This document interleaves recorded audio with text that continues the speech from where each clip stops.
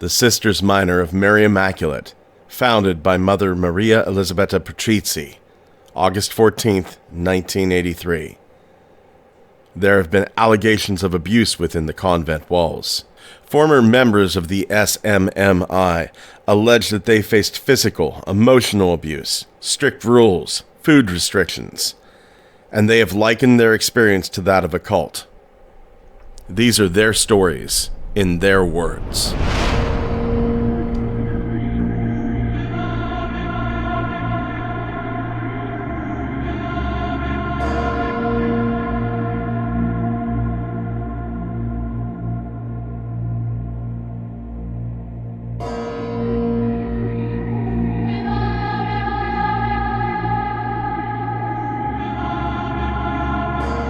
Hello and welcome to this week's episode of The Cult of SMMI.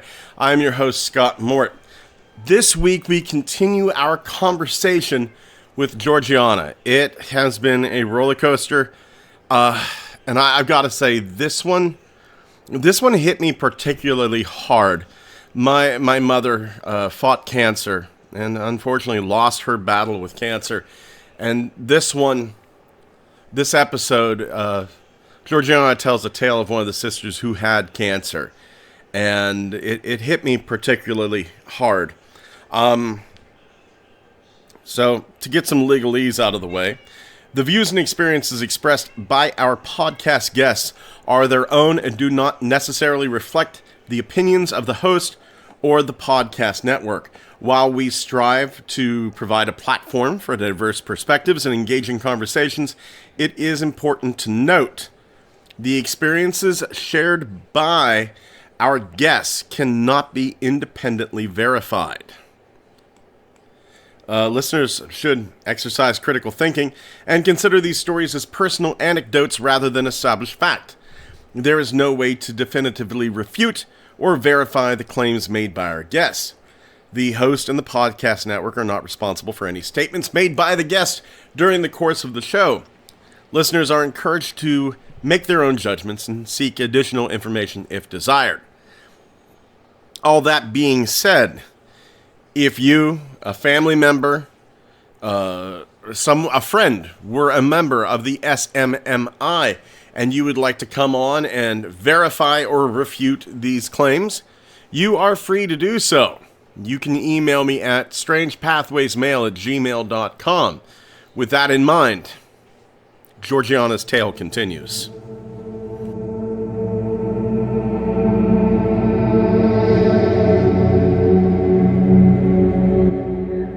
But I do want to go back to the early years when I was in the community, because some of the sisters would be like, oh, you didn't tell any of the meat and potato stories. Oh my gosh. So at the end of towards the end of my novitiate, I started with cancer of the ovaries. And I knew I was sick because I had dropped 40 pounds in 6 weeks. And I kept telling Sister, because there was this thing in the Constitution that every 3 days, if you're sick, you need to tell the superior that you're sick. So every 3 days, I'd say, Sister, that situation I talked to you about, well, it's not any better. Oh my God, you're such a baby about things. I'm like, okay. So eventually I think she got sick of hearing me tell her that. And she's like, I don't want to hear it anymore. Just tell it to Jesus. And I'm like, okay. She said, anyway, you're going to be going up to Three Rivers and you're going to be with Sister Carolyn and you're going to teach preschool. I'm like, oh, okay. So there were these two sisters who walked me to the train station, shoved me on the train, threw my bags in after me, and laughed. And I was like, well, that was pretty ugly. And all the passengers on the train were like looking at me and looking at them. I thought, well, no worries. And I just put a smile on my face and sat down. And as I got up to Three Rivers, I just continued becoming more ill and more ill. They had taken me to the doctor at one point, begrudgingly, and there was this one doctor who would see the sisters for free. He was very good, and he was a very gentle and good, holy man. And he examined me, and he said, well, I kind of like to do a test. And Sister Carolyn was like, nope, Mother doesn't allow tests. And he goes, oh, well, then without that, I can only say it might be this. And so he was like, well, she's either got an intestinal blockage or she's, I don't know. He goes, I can't answer that without a test. So time went on, and I became more and more unable to do much. I couldn't sleep. I couldn't eat. I mean, I had it like one Ensure a day for at least the last month, and that was it. And she's like, well, and Sister Carolyn's like, I don't understand this. I don't know what's wrong with you. And if I told her I was in pain, she said, oh my God, I guess I'll go get you 2 aspirin. I'm like, okay. And then I go and try to lay down, and I wouldn't sleep.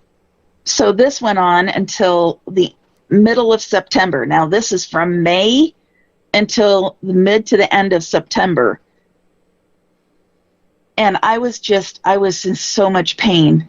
I couldn't bear it anymore. And I was in tears, and I choked him back, and I said, Sister, please, can we call the doctor? So she called Sister Teresa, and I could hear Sister Teresa screaming at Sister Carolyn on the phone. And, oh my God, is she still complaining about that? Oh, will you? And she just went on and on. She said, fine, let me call Mother and see if we can allow her to go to the doctor. So Sister Carolyn hangs up. Sister Teresa calls Mother. Mother's like, oh, is she still on about that? Well, fine, let her go to the doctor. Well, Dr. Gagnon came to the house. So, because she then called Dr. Gagnon, and he's like, don't bother bringing her. I'll be right over. So within about half an hour, he was at the house. He examined me, and he looked at Sister Carolyn, and he said, what's wrong with you people? Her respiration's so low that if she doesn't get into the hospital, she'll be dead within 48 hours. What were the other sisters' reactions? Did they seem shamed? Did they seem exasperated? What was the emotion that they portrayed? Well, I'll tell you, Sister Carolyn was in shock. She's like, well, what's wrong with her? He said, well, she's got something pressing on her, respiratory system that she can barely breathe. And she's like, oh, I didn't know she was really sick. My God. Yeah. My God. Yeah. I'm sorry. I am so sorry. So he's like, I'm not waiting. I'm putting her in my car right now. She's like, well, you can't. And he said, I don't care what Mother says. She's going to the hospital now. So he takes me in his car, and I get into the hospital, and they take me in for the CT scan. And as they're doing the scan, I hear one of the technicians go, oh my God, what is that? And the other one said, and look, there's another one. The one of the cysts on my ovaries was the size of a football, and the other one was the size of a softball. And they were crowding my organs and pushing them to the point where that was why I couldn't pass anything or eat anything or breathe. So I had a complete hysterectomy, and I was a week in the hospital, and it was a nightmare when I came home too. Uh, there was a Lebanese sister, Sister Marie Teresa, who I just, the cruelty and it was like jealousy, like I was getting attention that she should be getting, or she didn't want to be there. That was supposed to be my job. And I was like, I am very sorry that I almost died and ruined your life. Yeah. Now, I'm curious. Had you ever seen this Lebanese sister? You said her name was Mary Therese. Yeah. Had you ever seen abuse put upon her? No, but I did, after I was out, hear some stories, not from her, but around the bend. So I don't know what's what about that, but she had post-traumatic stress, I guarantee you, from just having lived in Lebanon, because she was young when there was, fighting there in the Middle East. And she would tell horror stories about that all the time. For our younger listeners, Lebanon during the 70s and 80s and part of the 90s, Lebanon was really bad. It was, Yes. yeah, a lot of the hijackers in the 80s. There was a rash of Yep. hijackings, and a lot of the hijackers were Lebanese people. It was, it seemed like, I know right now we have trouble with Iran, we have trouble with Iraq. Right now there's the whole Israel-Palestine thing. Lebanon was like that at the time. You don't hear too much about Lebanon anymore. Right. But yeah, it was bad. Look up your Yeah. history. Look up your history, folks. It was bad. Yeah. Oh, yeah. Well, and then that sister Denise that Patricia and I both mentioned, she was also Lebanese. And I think a lot of times the way she handled things was part of what she endured. She only could transmit what her experiences had been. And I kind of felt that way about Marie Therese too. But it didn't stop her from being a complete, you know, terror sometimes. Yes, yes. Mostly with her towards me, it was just verbal. She was always bashing me. I was like, I'm so sorry for that too. I mean, I said I'm sorry so often that it became the first thing I said every time I had to talk to somebody. Well, I'm sorry, but, or I'm sorry for this. I'm sorry I offended you. I was constantly sorry. And when I say it, I'm being sincere, but it was just about everything. While I was healing, when I went back to Stanford, that was when things got very uncomfortable and weird with Sister Teresa. She would come in my room every night, and either sit on my bed or she'd sit in the chair next to me, and she'd just go on about her day. She didn't ask me how I was. She didn't ask me anything regarding my healing. She would just tell me about her day, and then she'd complain to me that she was in my room, and I'd say, well, sister, I didn't ask you to come here. You don't need to be here. I'm fine. I need sleep. And she's like, well, I came in here as a favor. You should thank me for all the time I spend in here. And I was like, okay. Thank you, sister. You can leave. She's like, I'll leave when I want to.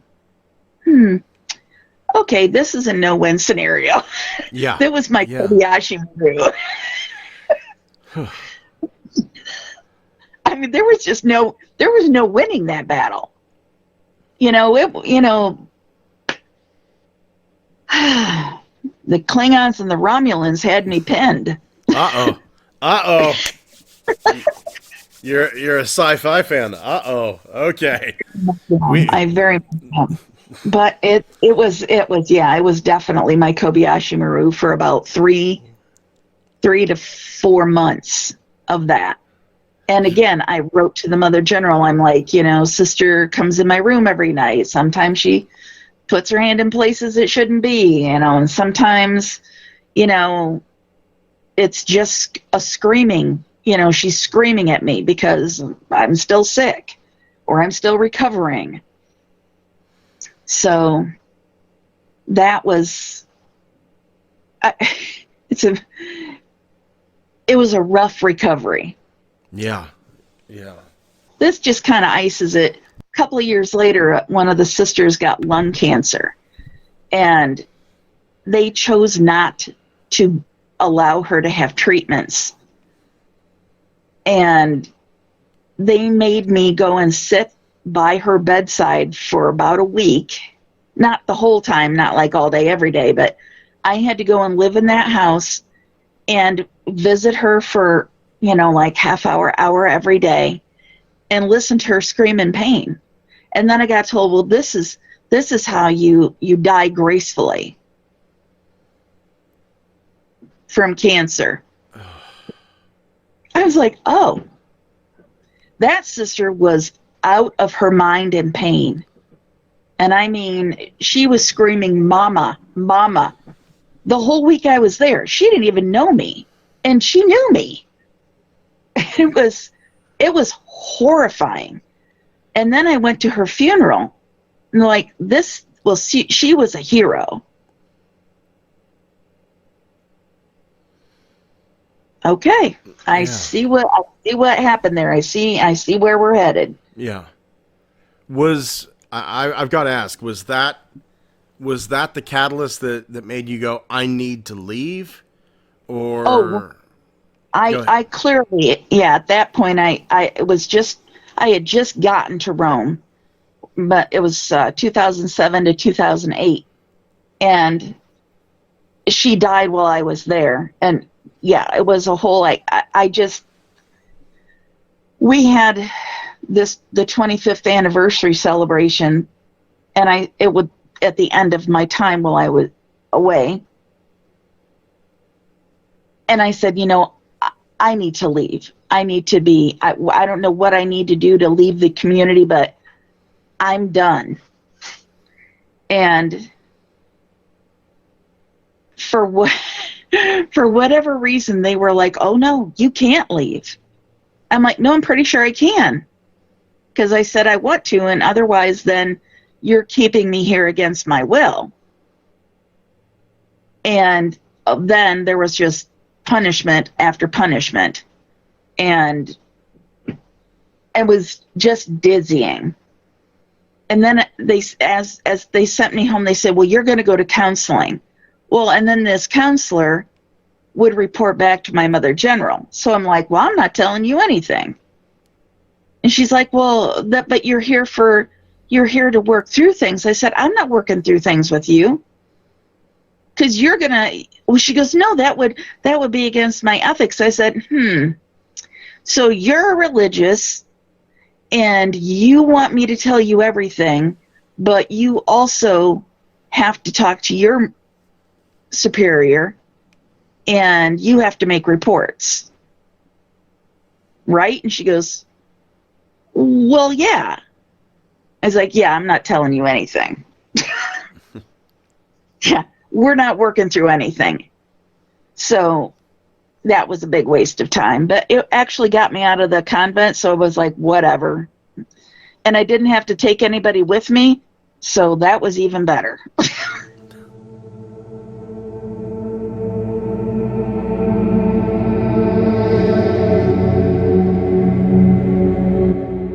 Thank you for joining us once again here on the Cult of SMMI. If you'd like to reach out to us, please feel free to email us at strangepathwaysmail at gmail.com.